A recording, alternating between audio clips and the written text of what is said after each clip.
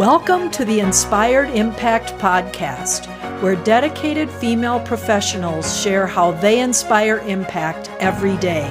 Authentic stories, passionate commitment, lives transformed. I'm your host, Judy Carlson. Welcome to today's episode of the Inspired Impact Podcast. I have a delightful young woman as my guest today. I can't wait for you to hear her story and her heart for dogs and cats. So, Jennifer Powell, welcome to the podcast. Thank you for having me, Judy. It's an honor to be a part of your podcast. Oh, great. Well, get started. Tell us, when did you come to Douglas County, your family, your passions? All right. Well, my family moved to Douglas County in 1992. And we came from Florida, and we upped and moved. And, you know, I think the biggest thing, just to kind of give you some background with my family, is my family has always been involved with volunteering. If it wasn't doing disaster relief for hurricanes, saving dogs when I was a little girl, bringing home stray dogs. But yeah, we moved to Douglas County, and I grew up, I lived in Highlands Ranch and also Castle Rock. And then, just got involved with the community and really working with other organizations, such as when I was 21, I did some Salvation Army volunteering during the Hayman Fire, and really found a huge passion for it, of helping others when they were going through such heartache.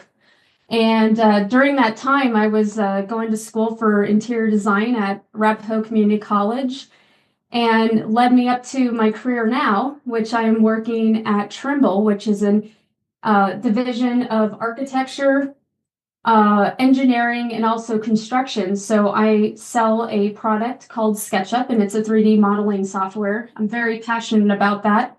The beautiful thing about my job is it allows me to work from home. And that benefit is I get to foster dogs.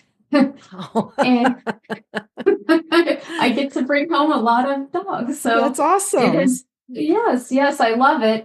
What really got me into, when I turned 40, I don't have any children, but I just felt the need that I needed to do something with my life. I haven't really had that passion to do anything. And back in May of 2024, my sister-in-law, Heather Taylor, and I, we decided to volunteer down at the Navajo Reservation with Soul Dog Rescue. And what we were doing there was it's a neuter and spay clinic. And when we go down there on a Saturday and Sunday, and we probably neuter and spay about 200 cats and dogs. And during that time, we get a lot of surrenders. We get a lot of people that come in and they can't get the care for their animals. So we are able to take them in and provide them the services that they need. We provide them vaccinations at a low cost. That's the main key. Okay. One thing that really inspired me about Soul Dog Rescues is they told me there's an estimated 500,000 dogs and cats that are stray and abandoned on the Navajo Nation area. And it's just crazy to think about. And you think, wow, that's a lot. That is a lot. But the behind that is one female that is unaltered female, and her offsprings can produce over 11,000 lives a year. So if we're not going ahead and trying to get them neutered and spayed, you can see how why there's so many dogs out there. Right. Wow. And when we go down there, our rescue goes down there, and we're trying to, we have to deal with the disease, dismemberment, and death. So that's why we're going down there, to try to help these animals out and get ahead of the game, because there's just so many dogs and cats, and I feel like a lot of people might not be aware of what's happening down there. So it's really important that, if you wanted to get involved, it's a huge thing that you could really, it can impact our communities as far as getting ahead of the game, so there's not so Right. many animals. So how did you and Heather come to know about Soul Dog Rescue and the Navajo Reservation?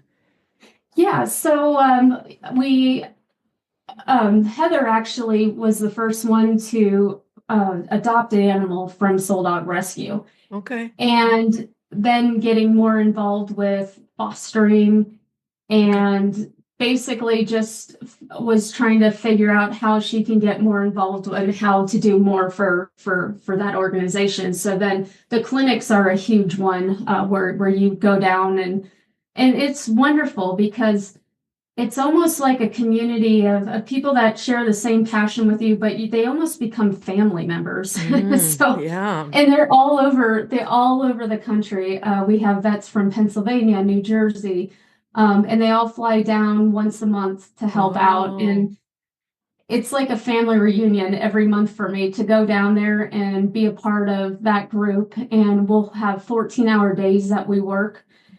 And we get people that will come, and they'll actually bring us food, which is really nice because Yeah. you just don't stop and you're on your feet all day. And Wow. it's really, it's a lot of work.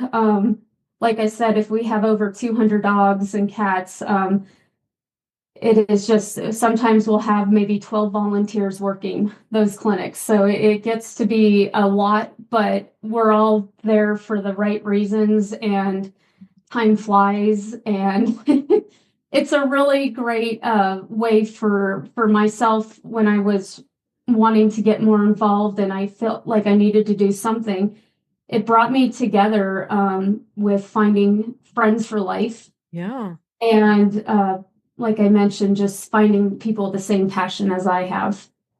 So you and Heather, then do you drive down there for a weekend, and then do you Yes. go like on a Friday so you have all day Saturday and Sunday, or how do you work Yeah. the timing? Yeah, so typically all the volunteers will have to get down. They'll drive their own vehicles down there. We'll also bring a transport van um, that was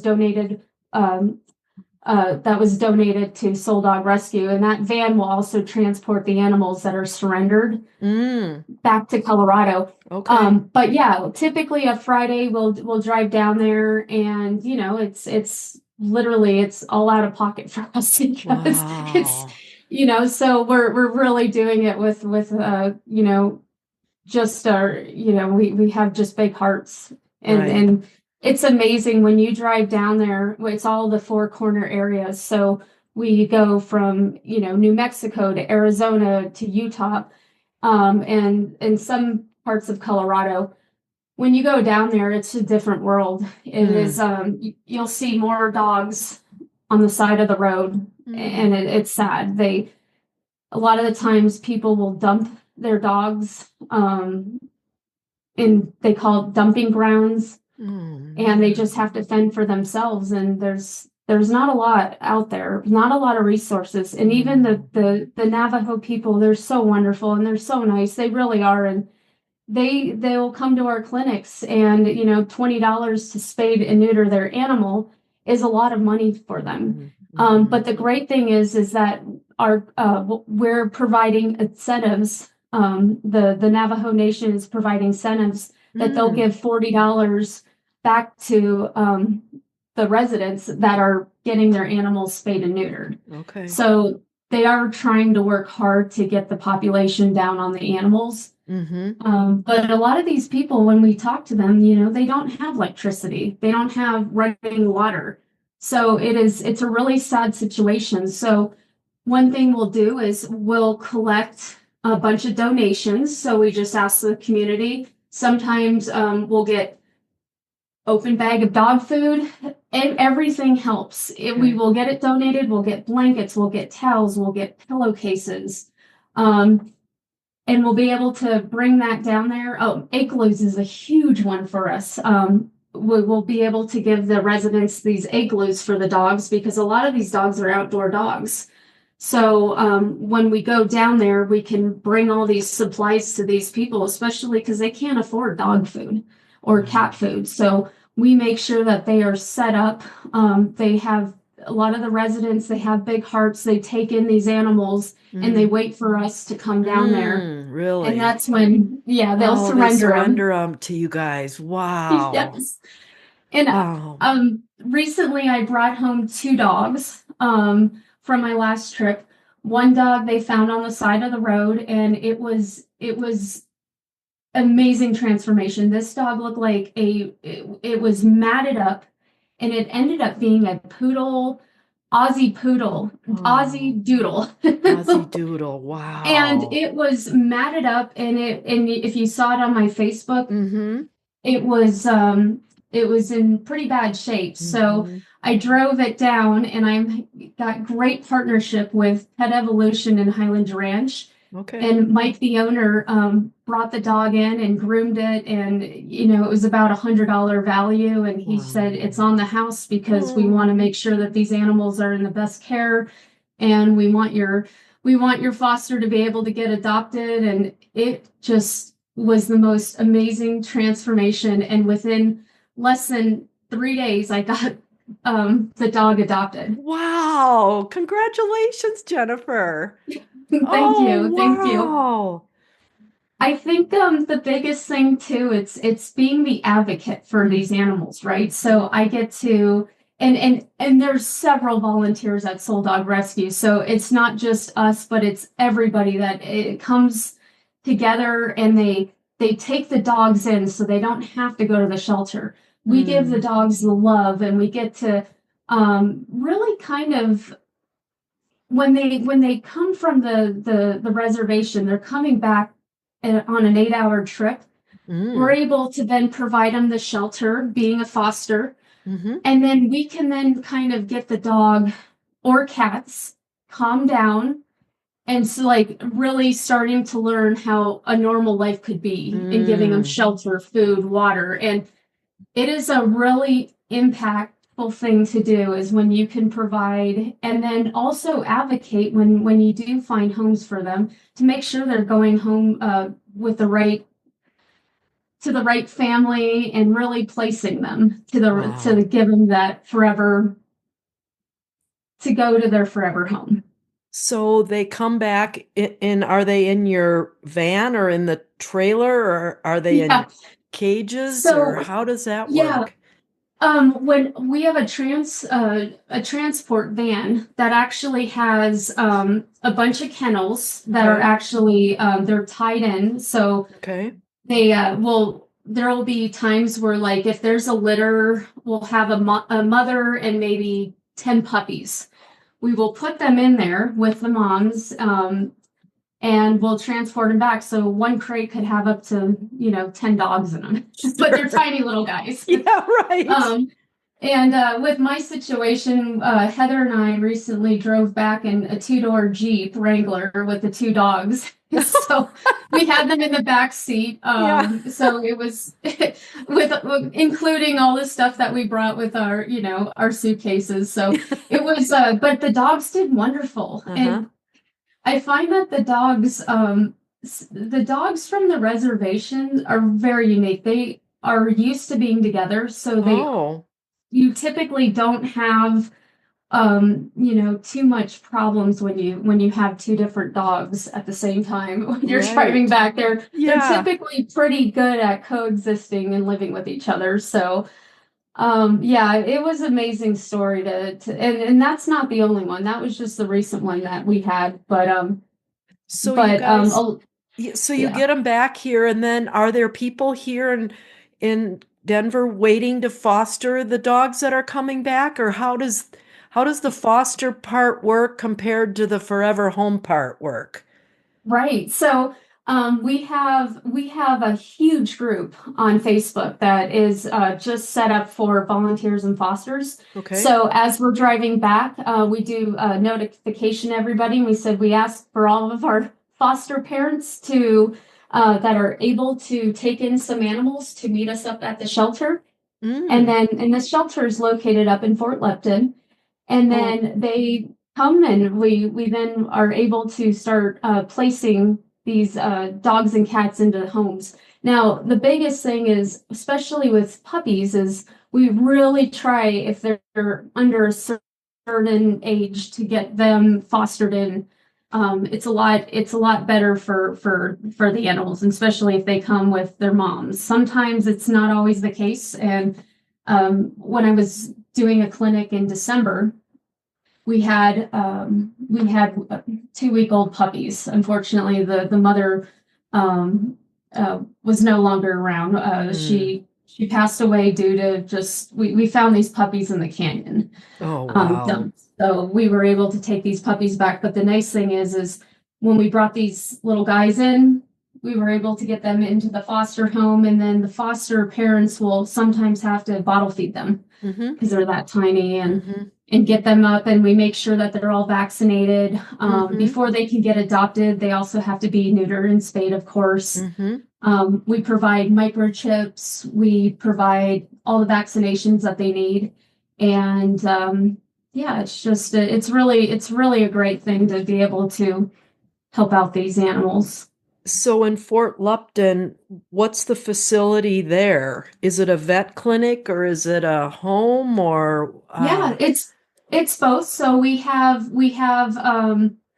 obviously we have our clinics where we actually also provide spay and neutering up there a few days a week, and then we also home animals there. So there are a few animals that are just not there if they might need additional training. So we also are bringing trainers up there to work with them so that way they can find their forever home. Mm-hmm. If you go up there, it's a beautiful facility. They keep adding on to it, but you'll see, a ton of different sheds, and we call them apartments. Okay. And they are the warmest sheds.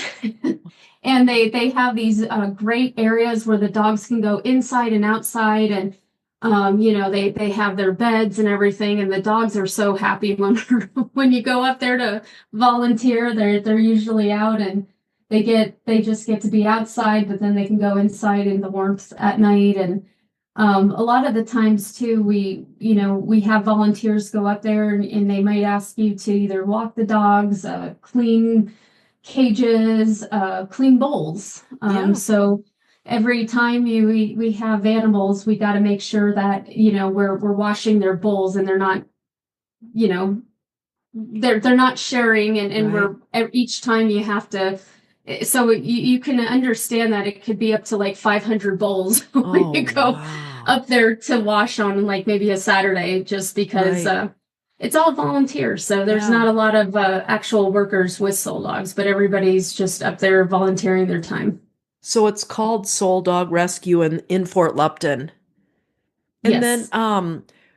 so then you have all these dogs and they're in foster homes, but then you're looking for people for their forever homes. So how do the dogs transition from a foster home or from homing the animals in Fort Lupton to actually going into their forever home? How do people find out about them or know that they're even available?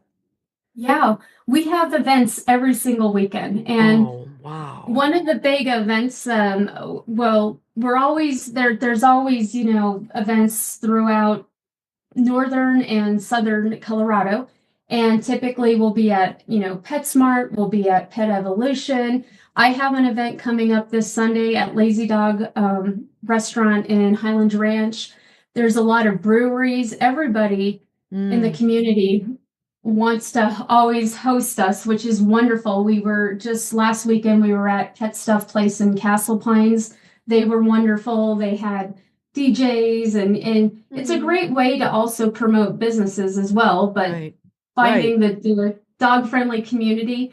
I also, when we do these adoption events, we typically like to also have vendors there. So that way, if you were to possibly adopt a dog, you could then maybe Mm, talk to a dog wizard, which is another, it's a dog trainer in Lone Tree. They're amazing. They come mm, to our events. We get a lot of swag from other boutiques where they'll say if you adopt a dog today, you'll get, a free Yeah. stuffed animal, and you'll get, 10% off any purchase at their store. So it's a great way to also help the local businesses as well. So definitely worth checking out. If you're interested in adopting, definitely check out the Soul Dog website. And we always put our adoption events every weekend. We got a big one coming up for the Denver Auto Show. We're gonna have a presence there and a little puppy area. So if you're over looking at cars and you want to have some puppy time, come find us. Yeah. So are there certain volunteers at Soul Dog Rescue that crave organizing all of these events? And that's what their volunteer efforts are to Soul Dog Rescue?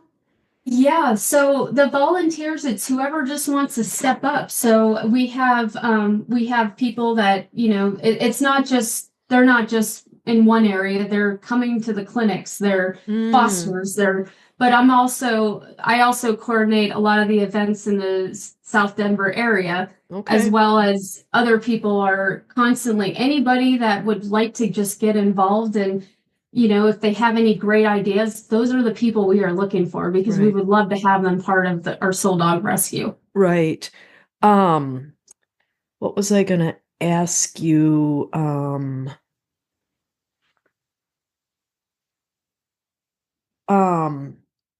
I know what it was. I saw something about a Soul Dog Rescue thrift store. What's that? There's a little thrift store down in Denver, and there was a lot of questions when I thought too. I was like, well, what is that?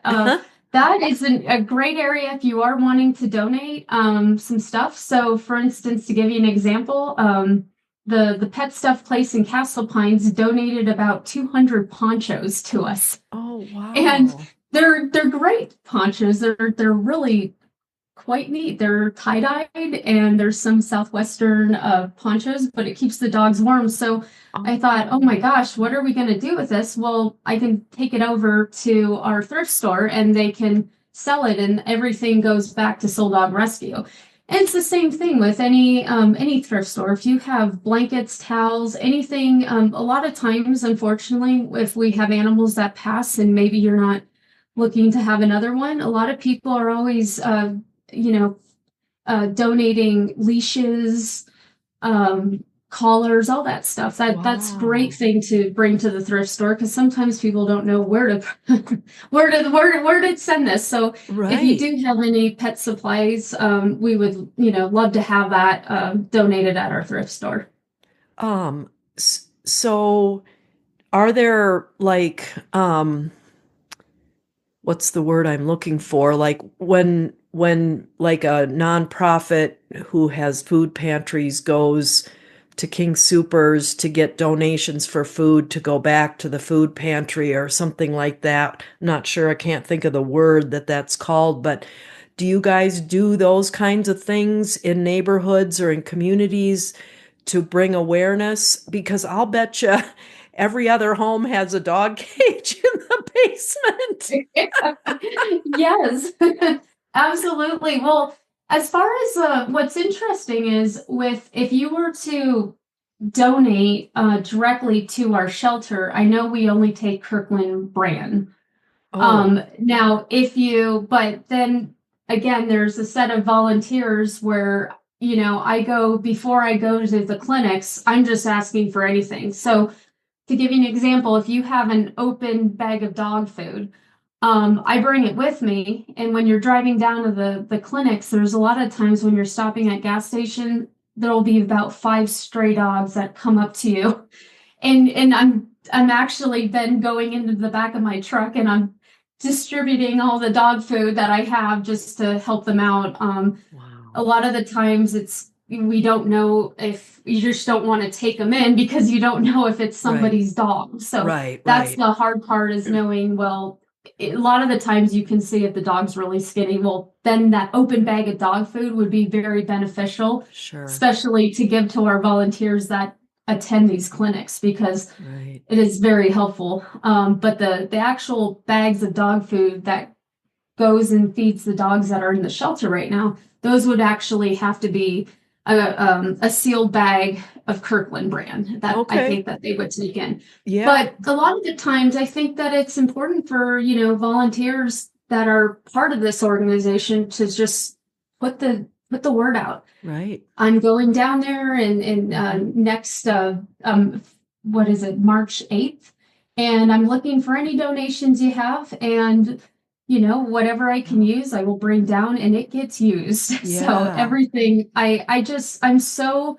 proud to be part of Douglas Yeah. County. I think Douglas County has just opened my eyes to how kind people are, and people Oh. have been so gracious to donate so much stuff, and everything helps. Yeah. Wow. So you are going back down to the Navajo Reservation on March 8th, you said, or you're going to be down there that weekend?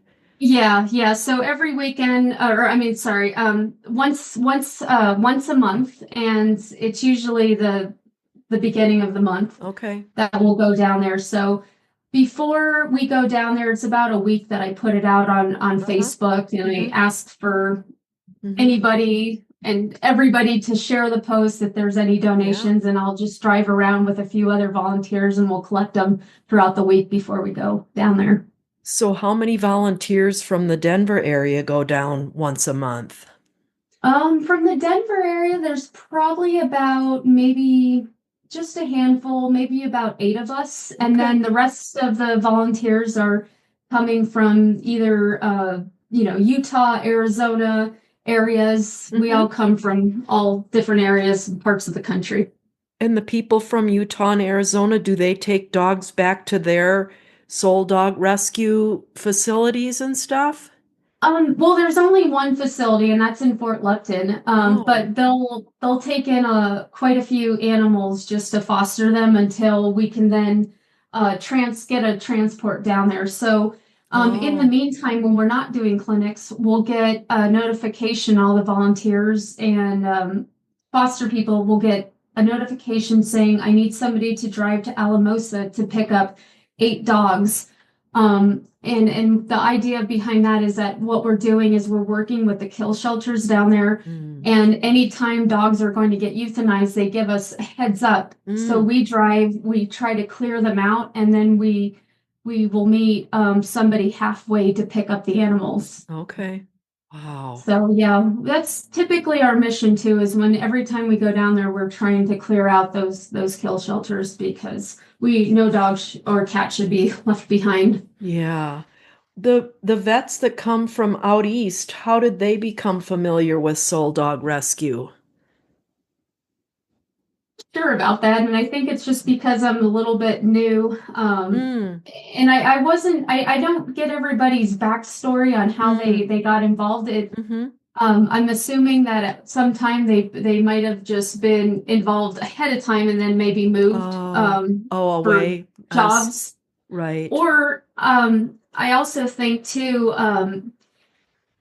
I think Soul Dogs goes and tries to recruit as many vet techs as possible. So Oh, I think some of the people are getting notification, oh, so that way they can help us work these clinics. okay.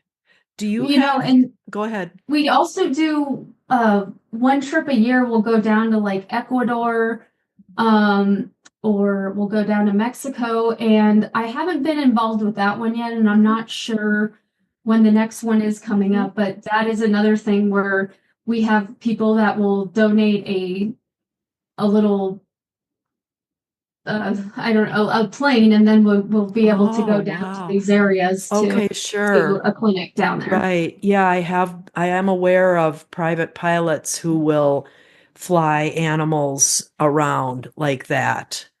That's amazing. That's great. Mhm. Wow. So your background isn't necessarily in vet tech or any of that stuff. So when you're there with the veterinarians who are doing the spaying and the neutering, your role is to like work with the people that are bringing the dogs in, or are there some of you that are making sure the dogs recover or Yeah, um great question.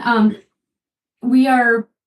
For us that are not vet techs, we are there just to kind of assist with checking in dogs, getting paperwork filled out, cleaning cages, making sure that once the animals come out of anesthesia, they're in the recovery area. You need to kind of sit there with the cats and dogs and just start kind of getting them back to where they need to be. So there's all different roles. But a lot of the times I'm doing checking in assistance and then also cleaning cages, which is the best role, right? Yeah. So it may not be the most glamorous one, but it's definitely, you want to make sure that those animals are kept clean and they're, just being comfortable, because it could be really overstimulating for a lot of these animals when they're in one room. So just, being able to just jump from one job to the next, wherever help is. So we could have up to, 5 different tasks that we're supposed to do, but just anywhere we could fill in, because as volunteers come in, they're leaving at different times. We're just kind of filling the gaps to make sure we're able to get, like I said, our mission of trying to get as many animals spayed and neutered, or any vet services that they need during that 2-day period.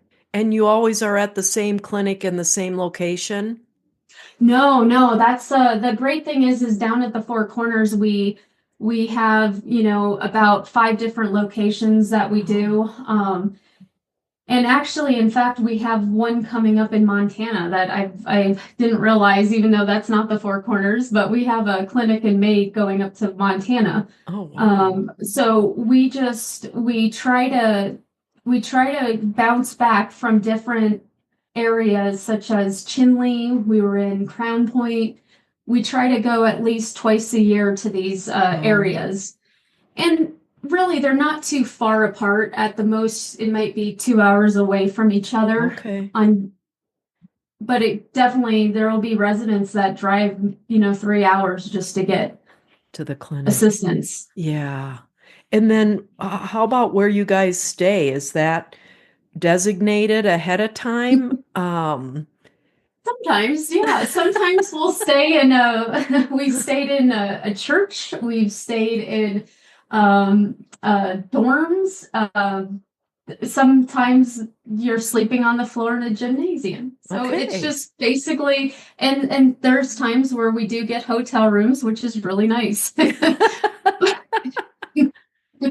But it's just part of it. It's not glamorous, but it's, like I said, it's just being there. You just get this high of just helping, and you do get pretty tired, but at the end of the day, when you get back from these clinics, it's definitely draining, but then you can sleep really good at night, knowing that you've helped.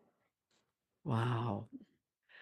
Well, this is fascinating. As you can tell, I can just keep asking more and more questions to learn more, but this has been such an amazing conversation. I'm so grateful that that your Facebook post piqued my interest to invite you to be on the podcast, Jennifer, because I just see so much potential with so many people in South Denver here who, have a lot to offer and to give. And I love that you said anything is helpful. So what are some ways that our listeners can get involved, contact you, learn more? What would be some of the best ways, Jennifer? Yeah. So getting the best way to go is to souldog.org. Okay. And if you want to be a foster, we could use fosters. If you'd like to volunteer, volunteering could be helping out at adoption events, or going down to Fort Lupton and helping out with the clinics, or driving down to the clinics once a month. There's so much to do, or even just, like I said, donating dog supplies, blankets, towels, anything, everything helps. So, but if people want to get involved, I definitely say start with that, and we are a really strong community, so you're going to also be finding a great group of friends. So I would say we welcome everybody. Yeah, I love that. Well, thank you so much. I'm just delighted that we had this conversation, and hopefully lots of people will be inspired by your story, Jennifer, to become involved. Thank you so much for having me and letting me just blab about my passion. I love it. Yeah, it's funny because when you were talking about your job, and then all of a sudden it led you into being able to volunteer, and all of a sudden your whole world opened up and your face brightened up, and it's just really delightful. So thank you. You're a Thank big you. blessing to a lot of dogs and helpful with people too. So thank you, Jennifer. Thank you, Judy, for letting me share my story, and I appreciate you giving me the time. It's just wonderful. I really appreciate you. Oh, thanks. Thanks so much for joining us for the Inspired Impact podcast. To listen to past episodes, please visit theinspiredimpactpodcast.com.